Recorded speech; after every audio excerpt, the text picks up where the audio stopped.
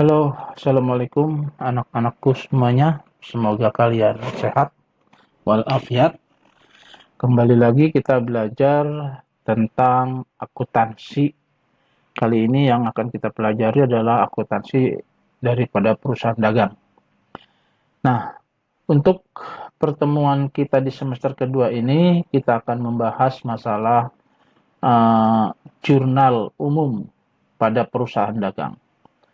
Dan ini sudah saya tampilkan mengenai data jenis-jenis transaksi yang terjadi pada perusahaan dagang.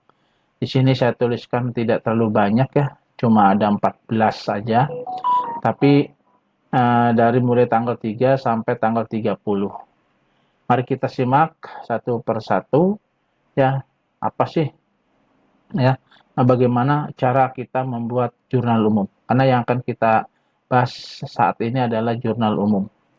Ya, ini general journal atau jurnal umum. Nah ini ya. Nah untuk soal nomor 1, misalkan di sini ada tanggal 3 dibeli barang dagang secara tunai 1.200.000. Nah ingat anak-anak, kalau jurnal umum itu untuk pertama ini ya kita masukkan saja semuanya ke dalam jurnal umum. Bagaimana kita mencatat semua jenis transaksi ke dalam jurnal umum. Nah, tanggal 3 dibeli barang dagangan secara tunai. Ini pembeliannya secara tunai.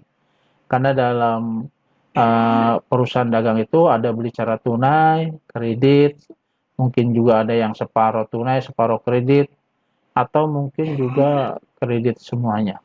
Nah, baik. Sekarang kita akan masukkan untuk nomor 1 ini, tanggal 3. Di sini ada tanggal. Kita ketik saja di sini tanggal ya. Nah, ini kita akan langsung ini tanggalnya tanggal 3 ya, kita ketengahin. Ini tanggal 3.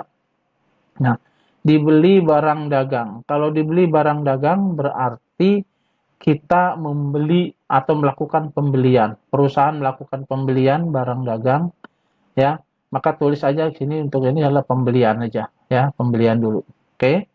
Nah, berapa nilainya? 1.200.000 ya, nilai barang dagangan tersebut nilainya 1.200.000, maka kita letakkan di debit. Ya, karena apa? Karena perusahaan hartanya bertambah berupa pembelian barang dagang. Di sini ya, pembelian barang dagang bertambah di sini. Ya, barang dagang. Sini ya. Jadi harta perusahaan bertambah berupa barang dagang. Berapa nilainya? Nilainya sekitar 1.200.000. Ini 1.200.000. Nah, kemudian karena pembelian ini dilakukan secara tunai, maka selain harta berupa barang dagang bertambah, tetapi perusahaan mengalami pengurangan harta berupa uang atau kas ya. Kasnya sini berkurang. Nah, ini kas. Karena kas berkurang, maka dicatat di sebelah kredit ini ya, 1.200.000. Nah, kemudian ini yang terjadi setelah kita melakukan transaksi ya. Kemudian kita masuk ke ke nomor 2. Nomor 2 ini ternyata tanggal 5. Tanggal 5 dijual barang dagang. Artinya apa? Artinya kalau tadi melakukan pembelian, sekarang perusahaan melakukan penjualan barang dagang secara tunai. Maka kita catat bagaimana cara mencatatnya kalau penjualan secara tunai. Di sini tulis dulu tanggal 5. Ya, tanggal 5.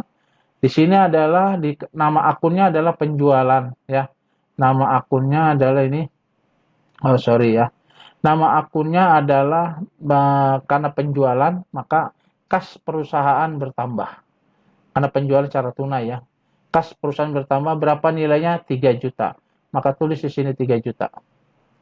Nah, kemudian selain itu, selain kas bertambah, tapi perusahaan juga mengalami pengurangan berupa harta berupa barang dagangan, karena dijual barang dagang ya. Sini dijual ya. Nah ini berapa nilainya? Tentu saja sama ya, 3.400.000. Kemudian nomor 3. Nomor 3 ini adalah dibeli barang dagang secara kredit. Nah, dibeli barang dagang secara kredit. Jadi perusahaan membeli barang dagang secara kredit, nilainya sebesar 5 juta. Ya, nilainya sebesar 5 juta, ada syarat ya. Nah, karena memang kredit itu harus bukan harus ada syarat. Ya, memang syarat itu dikenakan pada pembelian atau penjualan barang dagangan. Ya, 2/10 N/30. Ya, 2/10. Kemudian ada FOB shipping point. Nah, masalah FOB shipping point sudah saya jelaskan kemarin. Kemudian ongkos bayarnya sekitar 900.000 ya.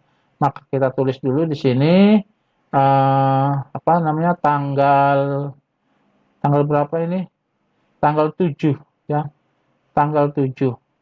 Nah, tanggal 7 maka ini tadi melakukan dibeli barang dagang bahkan di pembelian ya. Nah, pembelian ini. Pembelian barang dagang, kita tulis barang dagang. Barang dagang ya, oke. Pembelian barang dagang nilainya sebesar berapa secara kredit? Di UD Komet 5 juta dengan syarat ini ya, 2/10 N/30 Apple shipping point, ongkos bayarnya 5 juta. Maka tulis dulu sini 5 juta ya. 5 juta. Kemudian di sini akibat daripada pembelian secara kredit, maka perusahaan utangnya bertambah. Ya, utang bertambah, utang dagang karena dia membeli secara kredit di UD Komet. Nah, ini sebesar 5 juta ya. Nah, kemudian selain itu juga karena ada syarat tadi ya, syaratnya itu adalah 2/10 N/30. Nah, maka ongkos bayarnya ya harus dibayar ya, biaya beban angkut pembelian. Nih, tulis beban angkut pembelian karena ada ongkosnya. Ongkos sebesar berapa? Ya 900.000 katanya di sini. Tulis aja 900.000 ini ya. 900.000. Maka di sini adalah kas. Karena ongkos ini dibayar lunas ternyata ya. Jadi kalau ongkosnya atau beban angkutnya dibayar lunas, tidak ada kredit di sini, maka dicatat ke dalam kredit sebesar 900.000 ya. Nah, kemudian masuk kita ke nomor 4. Nomor 4 itu adalah tanggal 9 dibeli barang dagang secara kredit. Nah, ini sama dengan seperti ini tanggal 7. Ini tanggal 9-nya. Pembelian barang dagang secara kredit. Maka di sini tulis dulu ya. Tanggalnya dulu, tanggal 9. Dan ini tulis lagi, ini adalah berupa pembelian. Pembelian apa? Ya, tentu saja ini barang dagang nih. Pembelian barang dagang. Ya, pembelian barang dagang. Nah, ini. Berapa nilainya barang dagang yang dibeli ini? Nilainya adalah sebesar 8 juta ya. 8 juta. Nah, ini juga secara kredit berarti utang perusahaan bertambah lagi ya, utang perusahaan bertambah lagi sebesar 8 juta ini ya. Tuh, karena pembeliannya dilakukan secara kredit. Nah, oh, bukan UD Komet ya ini. Dari UD Bintang. Ya, dari UD Bintang di tanggal 9 ini. Salah ini. Bukan UD Komet, UD Bintang. UD Bintang. Ini UD Bintang. Nah, ini ya. UD Bintang. Nah, kemudian kita masuk lagi syaratnya ada berapa tadi? 4/10 N/45 ya. 4/10 N/45. Nah, maka di sini adalah ini kita lihat di sini adalah piutang ya. Terus ya, oke. Ya, oh iya, soal nomor 5 ya, ini syaratnya dari keterangannya ya. Sekarang nomor 5 tanggal 10 ya, oke. Tanggal 10 di sini kita tulis dulu tanggalnya, tanggal 10.